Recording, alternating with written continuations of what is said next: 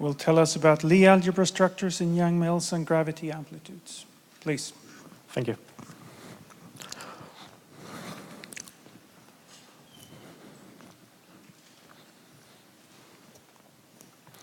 All right, so thank you for that introduction. So I'm going to talk about some interesting work which I've done in the last few years together with Sviburn, Jon Josef Carrasco, Lance Dixon, and Rad Royban. This talk is going to resonate a lot with Michael Green's talk earlier today. So, well, I wish I had a bit more references to his talk, but I think we'll manage anyhow. In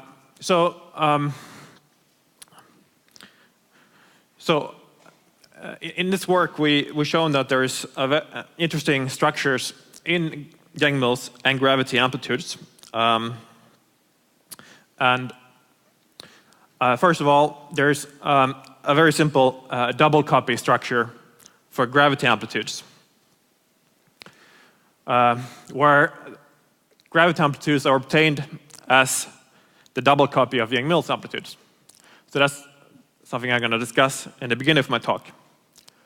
The second part of my talk, I'm going to discuss what's the underlying reason for being this simple structure for gravity. So this is something we call a duality between the color and the kinematical structures of the amplitudes. And more precisely, the kinematic satisfies the same general algebraic structure as the color. And I'm going to show you some evidence. There's quite a lot of evidence at tree level. And there's a few, but very interesting cases where we have evidence at loop level. We have explicit amplitudes where this is true. At the very end of the talk, I'm going to mention two subjects here, which is the amplitude UV behavior that you can get from the duality. This is quite recent developments, and I'm going to connect to Michael Green in this part. And then I'm going to mention two interesting topics here, and that's one specific case where the kinematic Lie algebra of the kinematic structure has been identified, and then I'm going to mention a beginning of a formulation of a Lagrangian. All right, so let me start with something quite messy. So I like to calculate amplitudes, and in particular I like to calculate gravity amplitudes. But it's difficult. In particular if you do it the usual way, which is given in the textbook, for example. So in the textbook, the method is that you write up the Lagrangian, you expand around the vacuum, in this case flat space, you pick a gauge, this is the Downer gauge, you write up the propagator, you write up the vertices, and here I'm only writing up the first one. For gravity, there's an infinite sequence of vertices. But already the first one is very complicated. This is a very compact form of it. It's really hiding how long it is. So here's some permutations which denote that you should actually permute over the external leg labels here to get all the terms. So there's actually 3 terms hidden here, 6 terms hidden here, 3 terms hidden here, and so on. In addition to that, you need to symmetrize over mu and nu. So after you work out all of that, that's about 100 terms just in the cubic vertex, in this standard gauge choice. And if you go to higher order vertices, it gets worse and worse. In general, you would expect some kind of factorial growth as you go to higher multiplicity. And just from staring at this, it looks like a very difficult problem to compute gravity amplitudes. But of course, this is just obscuring the fact that gravity is actually a quite beautiful theory, which has a lot of rich structure. So to see the structure, you need to do something different. So one thing you can do is look at gravity Onshell. So Onshell typically simplifies a lot of things. It simplifies the structure. So for example, you can look at the linearized plane wave of gravity, and you will see that it has a very nice double copy structure in terms of the polarizations. So this is just the Yang-Mills polarizations written twice. And you can check that this is a symmetric and traceless combination, and it's also transverse. But it doesn't end there. You go to the Onshell 3 graviton vertex, and you get rid of all the terms which vanish due to Onshell conditions or vanish when you dot in the polarization tensors. Of course, to have this Onshell, you need complex momenta, but that's fine. You can still evaluate this. It has this also very nice double copy structure. It has a product of this guy, and both of them are simply the Yang-Mills cubic vertex. If you look at higher point objects, so gravity scattering amplitude at 4 point, again you notice that it has this double copy structure. The 4 point gravity amplitude is the product of two Yang-Mills amplitudes, color stripped, and with some additional momentum dependent factors. So remarkably, the previous slide was lying. Gravity is quite simple. It's just some squares of Yang-Mills objects. Well, at least at this level. But we claim actually that the entire S matrix has this property in a certain sense. And this is what I'm going to discuss. Well, before that, let me tell you about, of course, this is well known in string theory. So just from looking at the free string, you see that, of course, a closed string can be thought of as a double copy of two open strings. Well, it's also true at the level of the integrand of the amplitude formula. I only given the gauge theory amplitude here. But remarkably, Kwai and Llewellyn and Tai, they show that if you carefully do the integration here over the worldsheet coordinates, this double copy structure survives, and it becomes a relation where you take products of gauge theory amplitudes to get gravity. And I'm also interested in the field theory limit of this. And in this limit, you have relations at tree level between gravity and gauge theory. And here's a few examples of how they look like. So the gravity 4 point is, again, a product of the 4 point Yang-Mills and another copy of 4 point Yang-Mills times some Mandelstam invariance. And similarly at 5 point, although it gets a bit more complicated. But the gravity states are quite simple. They're just direct products of the Yang-Mills states. So there's formulas for this to all n. You can look them up. You can put it on the computer. But they're typically hard to remember. There's no obvious structure to them other than given by the formula. However, if you analyze the problem more carefully, then gravity is even simpler than this. So I'm going to argue here that in a certain sense, you can get rid of the higher order vertices, both in Yang-Mills and in Einstein gravity. So in a very schematic way of writing the Lagrangian, it would look something like this. Of course, this is not completely unknown. This is well known for those who calculate amplitudes using BCFW recursion. It's known that if you want to compute Yang-Mills amplitude, you only need to fit in the 3 point vertex, the 3 point amplitude, to recurse your way all the way up to any order of 3 level amplitude. And furthermore, if you want to go to loop level, you can use unitarity to get what loop amplitudes should be. And the same is true for Einstein gravity. This really contains all the information, at least if you treat it in the proper way. And of course, it was quite difficult to show, but it has been shown that essentially all the higher order terms are just needed to make higher order amplitudes gauge invariant. But the physical information is really contained here.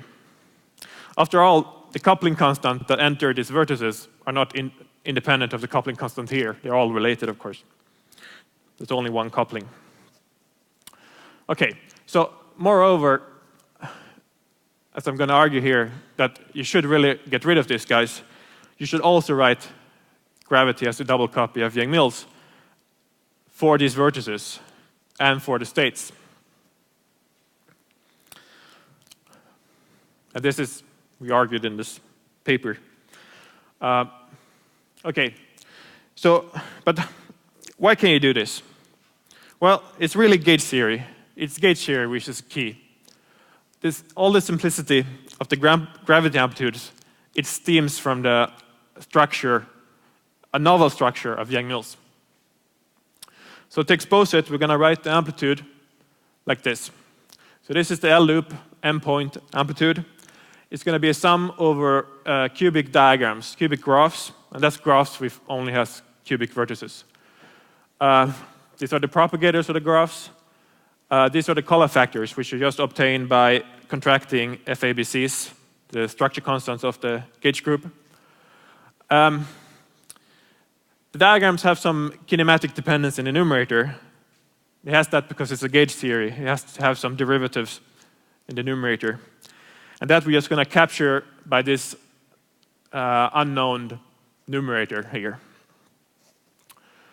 You might wonder what happened to the contact diagrams which are present in Yang-Mills. Well, it's trivial to remove them. If you see a contact diagram, you just put in a spurious propagator in it and then put the inverse propagator in the numerator. And then you can absorb it into this. So it's just trivial to remove them by hand. Now, when you have an amplitude in this form, then the claim is, as we claim in this paper, is that the diagram numerator satisfy a peculiar algebra. Well, it satisfies this identity. If you look, this is supposed to be inside a bigger, larger diagram. But if you identify this diagram structure inside a larger, say, loop diagram, then there should be a relation relating it to these two planar diagrams here. And that's just for the numerator. The poles are not included in this diagrammatic equation. So, well, if you're used to using diagrammatic notation, you might recognize this as the Jacobi identity for color. But this is for numerators, and it happens to be exactly identical. Another property which is well known that structure constants should satisfy is that they should be antisymmetric when you interchange two legs. And that's also a property that we find that these kinematical numerators should satisfy. So in a sense, these relations here are exactly the same relations that generic color factors satisfy. So it makes sense to think of it as some kind of Lie algebra, which is, of course, not completely understood. We don't actually know exactly what it is, although I will give you an example where it's known. For simplicity, or for lack of a better name, we're going to call this the duality between color and kinematics, because kinematics behave as is were color, so we're going to treat them on equal footing. Okay, so now gravity. Now, after you have organized your Yang-Mills amplitude on this form, then gravity miraculously simplify. It simplifies almost to the point where it becomes trivial, because given this form of the Yang-Mills amplitude, given that it satisfies the Jacobi relations, and the antisymmetry, all you need to do is take another copy of kinematics and replace the color with that. Now, that of course changes the dimension of this object. Whatever this object is, it changes the dimension because the kinematical factors are generally dimensionful. It also changes the spin. The external spin, the particles, the spin of the external particles doubles by doing this, of course, because you're just putting another factor, an identical factor there. And if this makes any sense, then this theory should be gravity. Because you started with spin 1 theory and you got to spin 2 theory. And indeed, as we argue, this is the right gravity amplitude. Moreover, you don't need to have these two numerators being the same.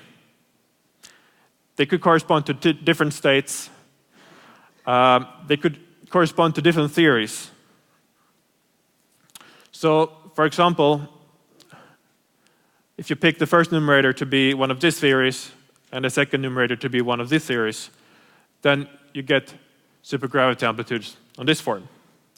For example, if you take pure Yang-Mills or QCD without fermions, you will get Einstein gravity plus axion dilaton, just to make the state count work out. Because you have 4 states here and you have 4 states here in 4 dimensions. Now, of course, this step here is exactly the same way as it works for the KLT relations I showed you before. So this is kind of well known that it works like this.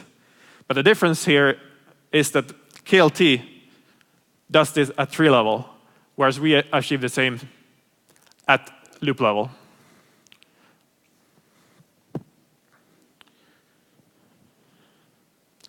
Okay, so let me give you an example. So this is just a trivial 4-point example. But first, this is the usual color decomposition that people use nowadays. It's the modern kind of decomposition. It's the same as used in string theory.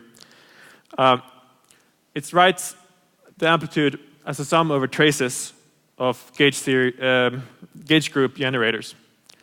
And it has a coefficient here, which is a gauge invariant quantity, and it therefore has the name partial amplitude or color ordered amplitude. And these guys can be computed independent of each other. So this is a very nice decomposition because of that. An older decomposition, which is also the one we prefer to use when we want to discuss the duality between color and kinematics, is where you just write the diagram in terms of the poles and the color factors. So the color factors are just FABCs. And you match the color factors with the pole such that S channel has leg 1 and leg 2 separated from leg 3 and leg 4. It's just a natural thing to do.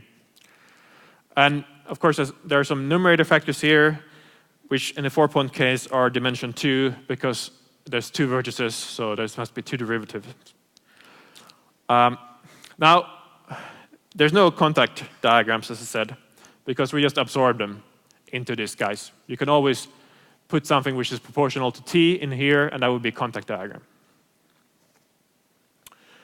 Of course, there's a map between these 2 ways of doing it, and the first one is the well-known map between structure constants and traces. In fact, you can take this as a definition of what the structure constants are. The other map is between the partial amplitudes and the diagrams, the kinematical diagrams, without color factors.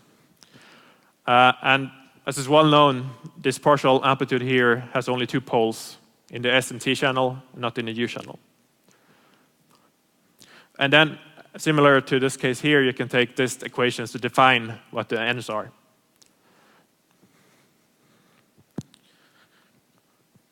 Okay, so to continue this example, here is our amplitude. Now you can check that the color factors satisfy the Jacobi relation, because At 4 point, you have the natural elements that enter into the Jacobi relation. For the kinematical factor, you can also check that they also satisfy the same relation. And you can even check this with Feynman rules, because it doesn't matter how you compute these numerators. As long as you get rid of the contact vertex by absorbing it into one or another numerator, this relation will work. And the reason why this is true is that you can analyze what happens if you have some kind of gauge dependence. So it's well known that individual Feynman diagrams are not gauge-invariant quantities. They depend on what gauge choices you make. And you can, if you think of it carefully, you understand that you can understand that all this freedom to re-express the numerators can be parameterized by one function here, delta. And this function depends on all the things that numerators can depend on, such as kinematics and polarizations. But when you compute this particular combination of numerators, which kind of measures the violation of this identity, you see that it's actually proportional to S plus T plus U, which for 4-point amplitudes happens to be 0. So that's the reason why you can actually check this using Feynman rules in any convenient scheme. However, if you go to higher points, if you go to 5 points, it's no longer as easy. You will find that if you use standard gauge theory choices, you will no longer have the Jacobi relations satisfied. And this was, of course, a major obstacle in the beginning to understand how it works out, but we introduced this notion here to wrap our head around it. So there's something which we call generalized gauge transformations. And this, in a certain sense, explains why the properties, why this Jacobi relations, why this duality has not been observed before. So actually at 4-point, I forgot to say that, but at 4-point level, these relations has been observed in the 1980s, so that's quite a long time ago. It was by Zhu and Haltzen. But at higher point, it has not been observed until 3 years ago. So here's an example at 3 level what this generalized gauge transformation means. So if you write the amplitude in this form, which is the same form as I had before, just we don't have any integration at 3 level. You have a certain number of diagrams. Now you can shift the numerators, deform the numerators by some function sigma of I, subject to the constraint that this quantity vanishes. And it's quite easy to convince yourself that if this vanishes, then this shift has no effect on the total amplitude. And this constraint has non-trivial solutions. And the reason why it has that is because the color factors satisfy the Jacobi relations. So there's a huge space of deltas which you can write down such that you can do this without changing the amplitude. But it does change the numerators, and it changes them in a very non-trivial way. So in general, for a general shift here, you will not have the relation satisfied. And if you just pick a random scheme of calculating the numerators, you will almost always hit this point where it's not satisfied. But it doesn't mean that there doesn't exist a way to calculate the numerator such that it's satisfied. So another way of saying it is that to see this duality, we must find a transformation that takes the numerators to obey the algebra. So given that you have an amplitude which do not satisfy this, you need to find the deltas to take you to this form. And the conjecture is that it always exists at tree level and loop level. Okay, so let me discuss the tree level evidence.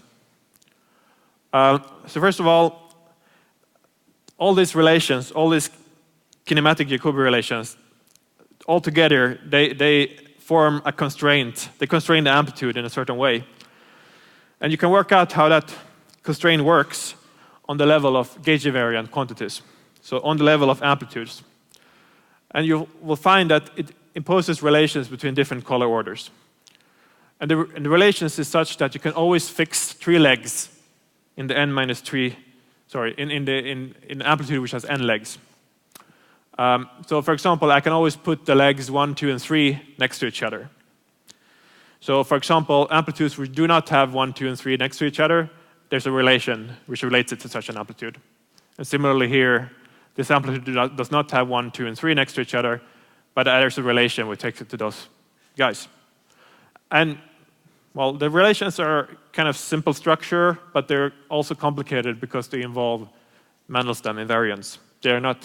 They're not strictly linear in terms of the A trees. They also involve these functions here. So this was previously unknown. People didn't know that this existed. And we show these relations to any number of external legs. And later this was found to be equivalent to monodromy relations for the open string wall sheet. This is work by Björn Bohr, Damgaard, Van Hove, and Stieberger. Also, later on, there was field theory proofs through BCFW recursion.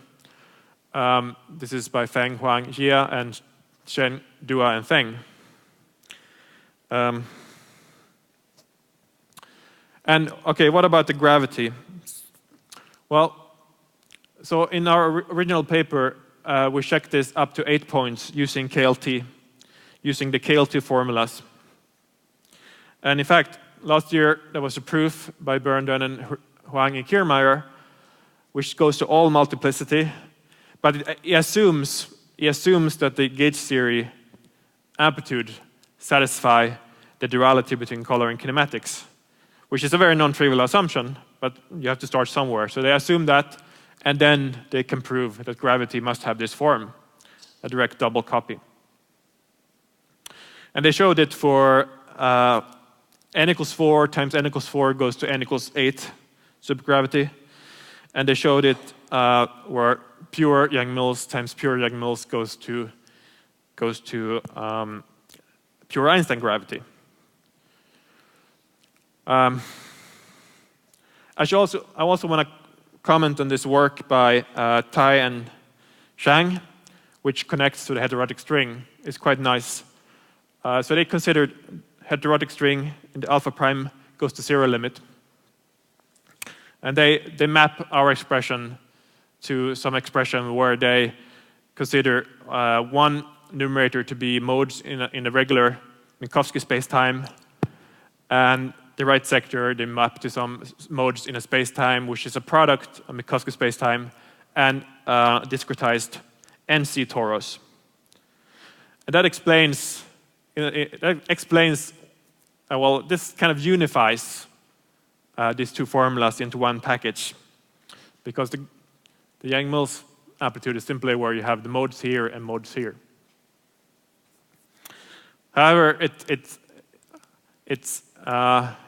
would be good if it, further explained the exact details of the kinematical Lie algebra structures that we see, and I think this just begun looking at that. So there's certainly more things to be done. Here's some evidence, which is some explicit 3-level solutions where numerators of diagram has been found that satisfies the algebra. So first of all, here's an all multiplicity solution, and this involves non-local numerators. So even though I call them numerators, they need not be local. They actually can have non-localities in them, and that's fine. So here's one solution which is non-local.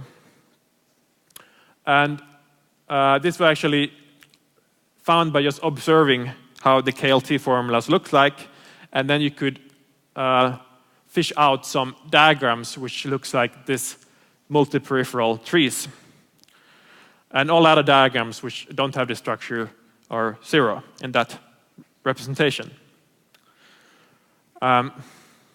So it's kind of, the crossing symmetry and the locality is very non-obvious in this form, but it's still a very nice solution. There's a very nice work just a month or two ago by Mafra, Schlotterer, and Stieberger, where they compute explicit local numerators using pure spinor methods in 10 dimensions.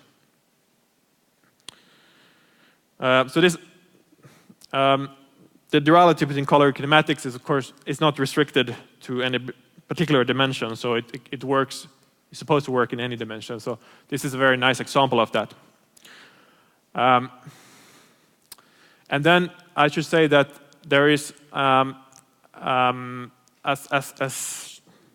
than a month ago, I think, there was this paper by Montiero and O'Connell where they actually find the family rules which obey the duality, but it's for the MHV sector of Yang-Mills, so it's a particular subcase, and it's in 4 dimension. But it's still a very interesting paper, so I recommend those. Okay, let's go to the loop level evidence. So there's some very old amplitudes in the literature, which when you just look at them, it's kind of obvious that they satisfy the duality. And these are the n=4 super Yang-Mills amplitudes. The same amplitude as Michael Green were discussing in his talk. And this is old calculation by Green, Schwartz, and Brink in 1982, and an old calculation in 1988 by Byrne, Dixon, Dunbar, and Postan and Rosowski. In these calculations, both gravity and n=8 supergravity and n=4 super Yang-Mills were calculated. And the diagram structure is that there's only this kind of box diagrams, and there's a kinematical prefactor, which is given by the 3 times st. And if you replace the 1 here by 2, which means that effectively you're squaring the prefactor, you will get the gravity theory, exactly as you would expect from the double copy formula. And similarly at two-loop level, now you will have the same factor, but also you have some Mandelstam invariants. But if you square both of them, you will get gravity. And this formula has been around for a long time, of course, so it was suggestive that there was some interesting structure, but it wasn't quite understood how it worked. Okay, but now we know why these exist, these formulas. Okay, so one property about this amplitude is that they actually, the numerators are independent with the loop momentum. So you can actually show that if the numerators are independent of loop momentum, you can show that the duality must be satisfied just from tree-level arguments. But a much more non-trivial example is where the loop momentum enters the amplitude. And this is exactly what Michael Green said in his talk also. At 3 loops, there is loop momentum entering the numerator. So here's 2 calculations that we did in 2008. So here's the Yang-Mills answer in terms of 9 diagrams, and here's the n=8 supergravity amplitude in terms of 9 diagrams. And you can see by just staring at it that there's something wrong with it. The numerators are not the square. This is not the square of that. That's not the square of that. These guys are not the square of that guy. Well, for these guys, they are the square. But these guys also do not depend on loop momentum, so in that case, you would expect it to happen. So either there's something wrong, or there's a reorganization of this amplitude, such that it satisfied the duality between color and kinematics. And indeed, the latter case is the truth. You can reorganize the amplitude. The non-trivial part of this reorganization is that you need to realize that you need these extra diagrams. So you effectively need something that looks like an external propagator, but if you carefully look at what the numerators are, this actually cancels out. So it's an S over S. It's a contact term. So this is the full expression, and there's some loop momentum in terms of this taus here. And if you square this, you can check now if you want to go through the exercise. You can check at every Jacobi relation you can ever write down for every edge in every diagram is satisfied by this expression. And that's quite non-trivial, and in fact it appears to be a unique solution. At least if you avoid using explicit polarization vectors. I should also say I pulled off the S3 ST A3 factor, so this is just the remaining Mandelstam invariant and loop momentum that remains here. Okay, so far I showed you 3 examples of maximally supersymmetric amplitudes where it works. So maybe it's just true for supersymmetric theories at loop level, and which is it's a common thing that things are true at tree level, and then for maximally supersymmetric amplitudes, but not for less supersymmetric amplitudes. But in this paper, we also show that if you look at pure QCD amplitudes, the same thing works. And this is a particular simple amplitude, which is all plus. And the reason we picked it, of course, is because QCD amplitudes are generally notoriously difficult to work with. So we picked the ones that are easy to work with. And this is one. So this has a diagram expansion in terms of a double box. It has a bow tie diagram, and it has a non-planar double box diagram, which I have suppressed. And the numerators are quite complicated. They depend on loop momentum in a very complicated way. So I'm not going to write it out. But we show that all the Jacobi relations are satisfied, and indeed, when you square these numerators, you get a theory which would be equivalent to Einstein gravity plus dilaton and axions in the loops. This is the level of the integrand, so we're not integrating these amplitudes, but the state count works out to be this kind of theory. Okay, so last year there was some question whether this was only true for 4-point amplitudes, because all the example we done was 4-point amplitudes at loop level. So then we had to do a higher point amplitude to check that, and so we did the 5-point amplitude. And this is just a paper from last week, actually. So for the maximally supersymmetric theory, we expect there to be no triangles or bubbles. So what you expect there to be a box and a pentagon diagram. So this is in dimension, in general dimension for the internal loop momentum. If it would have been 4 dimensions, you could have reduced the pentagon, but here we keep it.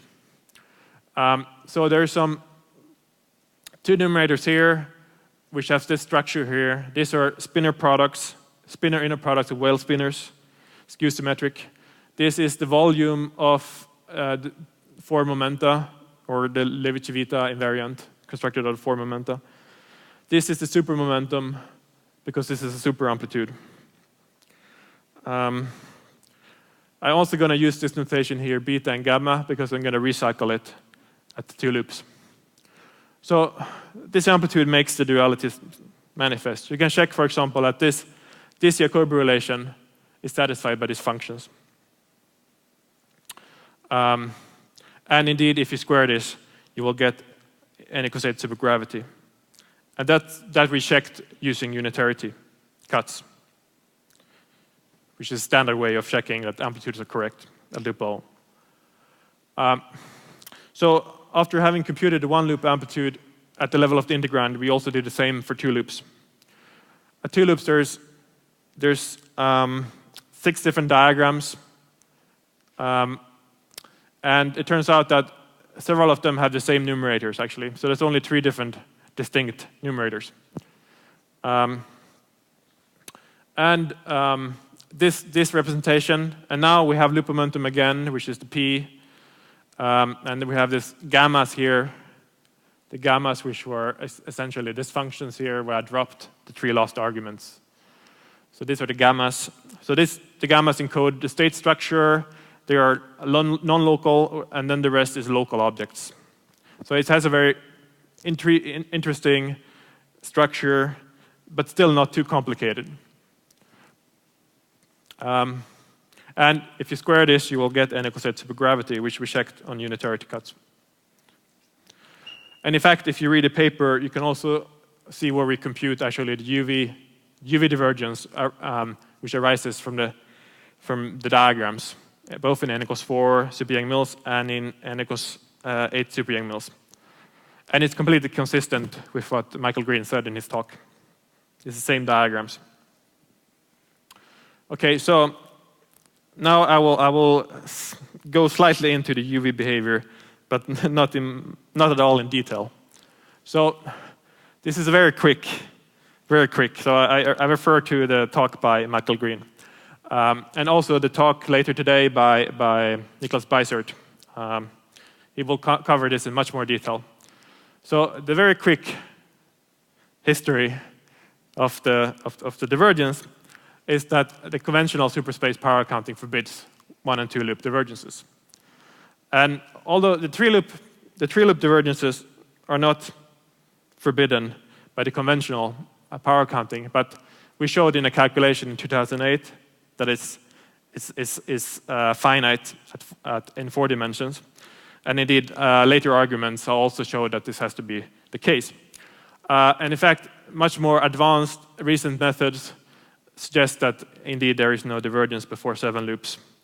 But at 7 loops, there's still possible divergence, and there's some internal debate whether it exists or not. But I hope I got all the persons who worked in here. I think I might have missed maybe a few, but yeah, right. Sorry.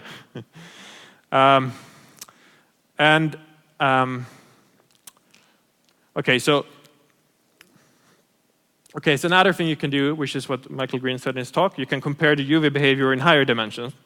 So this was for 4 dimensions. So in higher dimensions, there's this formula, which we saw before as well. And I guess this is not the right reference, but at least we have checked this at 3 loops and 4 loops. But the original reference should be Bern and al. And this is true for both n equals 4 and n equals 8, up to 4 loops, where it has been checked. Beyond that, we're not sure. However, the duality satisfying amplitudes can be used to analyze this formula. So one thing about all the calculations that we've done so far using the duality is that it gets the UV behavior manifestly on the right form immediately. So that addresses the point that Michael Green brought up, that we had to have a lot of cancellations, and that's indeed true in the old form. But in the new form, the new way of calculating, we get all the manifest behavior through 4 loops. And indeed, there's this paper which will appear in the next week or 2 weeks, which recalculates the 4 loop amplitude using these methods. And we make the duality manifest. So here's a few examples. In total, there's 85 diagrams. But here's a few examples where you can see that the n equals 8 supergravity numerator is exactly the square of the n equals 4. And we do have these diagrams which has external legs, which are kind of contact diagrams. So the duality is manifest, and the power counting is manifest, both for n equals 8 and n equals 4. And both theories diverge in 11.5 dimensions, 5.5. This was known, of course, for Yang-Mills, n equals 4 sub Yang-Mills, but it wasn't strictly known for n equals 8 supergravity, because in our original calculation, we never actually calculated a number associated with the divergence. But here's the number. It's quite simple. It's written in terms of 3 different vacuum diagrams. This vacuum diagrams has different irrational, correspond to different irrational numbers, and you might find it if you look in our previous papers. Okay, so a very brief, I want to point out that there's interesting papers which hints to a way towards the kinematic Lie algebra, and I won't have time to discuss it because I think I'm running out of time. But there's a number of interesting. There's, for example, this paper very recently which identify a diffeomorphism Lie algebra in the self-dual Yang-Mills sector. And this is what they used to obtain the structure constants for the MHV 3 amplitudes. And then there's this interesting paper, which this is not my work, but I like to show the formulas anyhow. So this is work where they start to work out what the Lagrangian should be. So the Lagrangian doesn't need any corrections at 4 points, but it needs corrections starting at 5 points. Just as I said before, that at 5 points you need something to change the numerators. However, whatever you change the Lagrangian with, it should be 0, because we don't want to change the theory. So an object which has this property is this guy. It's a 5-point object, it has 5 fields, and therefore has to be non-local. But it's also 0, because this is a Jacobi identity. So if you actually evaluate this Jacobi identity, you get 0. But when you compute Feynman diagrams, the individual terms here will go into different Feynman diagrams, so it will change the numerators. So this is exactly on the form of a generalized gauge transformation. However, it's not on the cubic form. It's not the cubic corrections. We really want a theory which only has cubic interactions. And the way to fix that is to introduce auxiliary fields. Here's an example where this is done for the 4-point contact term. So that one also has to be removed by auxiliary field. So you introduced a B field here, which removes it. And then the interaction is cubic. And as this guy is demonstrated, if you square this, you do get the gravity Lagrangian in momentum space. All right, so this is my last slide.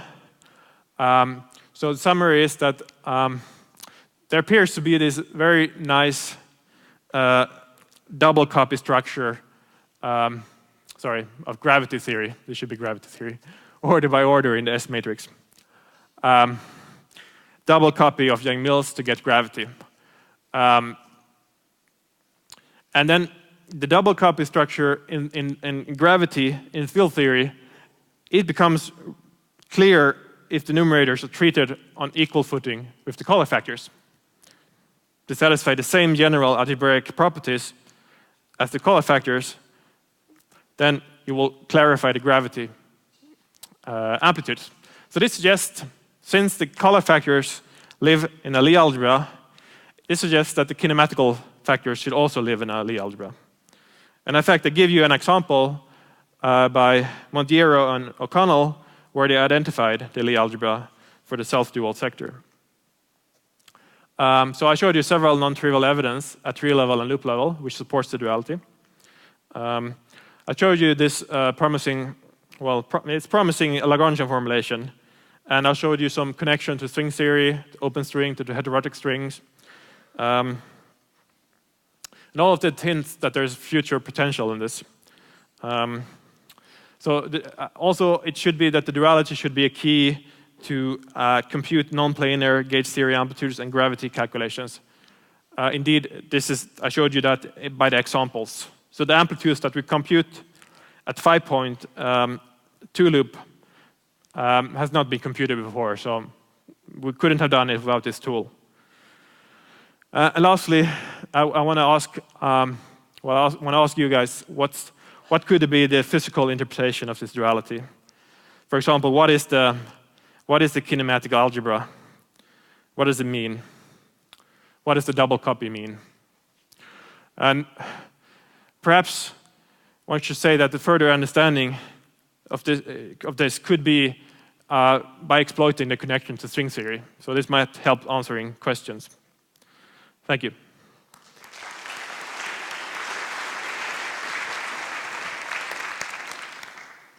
Thank you very much. And I can't help but point out that, well, you being a young guy wouldn't remember, but the first 7 and 8 loop full superspace Onshell counter terms were written down by me and Paul Howe 30 years ago. Right.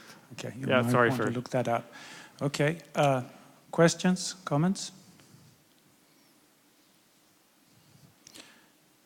Nathan? Yeah. Yeah, it's at 5 points, 4 points and 5 points, you can get away with doing MHV. Yeah. Does that mean non-MHV don't satisfy the trial? Well, we haven't computed any 6 point yet. Did the 4-point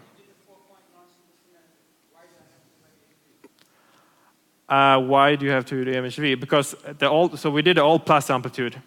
So that's the simplest. That's a very simple 2-loop example, which is easy to analyze. Well, we haven't analyzed that. It's a very difficult structure in general, this amplitude. They're not in the literature either as at a level of the integrand. They're often integrated form. Further questions? If not, let's thank Henrik once more. And now we go for lunch, and I remind all of you that lunch is served downstairs, ground floor.